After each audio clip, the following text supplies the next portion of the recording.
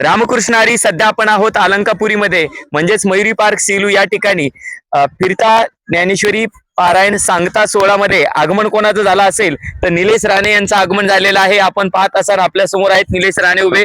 बाबा रामकृष्ण हरी. रामकृष्ण हरी. रामकृष्ण हरी. कधी आगमन झालंय तुमचं? बस आता एक कीर्तन चालू होतं बाबांचं, पहिलंच कीर्तन आणि पहिलीच सेवा, पहिलं पुष्प चालू त्यावेळेस माझं आगमन झालंय.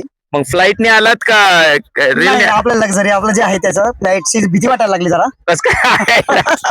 फ्लाईटची भीती वाटते आता सध्याला, नाही का. राणे साहेबांचं थोडं जवळ हो. राणे साहेबांचं असं म्हणणं आहे की बाबा सध्याची परिस्थिती पाहता आम्हाला प्लेन मध्ये बसायची भीती वाटली म्हणून आपलं कशाने आला तुम्ही? लक्झरी लक्झरी लक्झरी झाले. बस, हो. आता किती दिवस सेवा देणार आहे तिथं? 7 दिवस सेवा आहे. 19 तारखेपर्यंत काला होस्तर आपण आहेतच.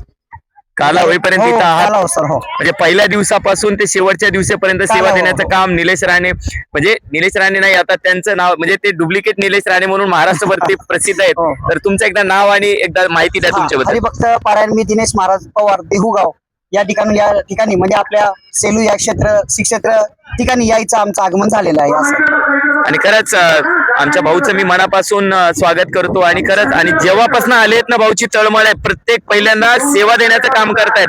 वाढण्याची सेवा असेल किंवा झाडण्याची सेवा असेल, प्रत्येक सेवा देण्याचं काम या ठिकाणी भाऊ करतायत. भाऊ तुमचं आमच्या सेलू नगरीमध्ये या अलंकापुरीमध्ये मी सेलूवासियांच्या वतीने मनापासून धन्यवाद व्यक्त करतो आणि आपलं सहर्ष असं स्वागत करतो. तसा थांबतो. रामकृष्ण हरी. रामकृष्ण रामकृष्ण.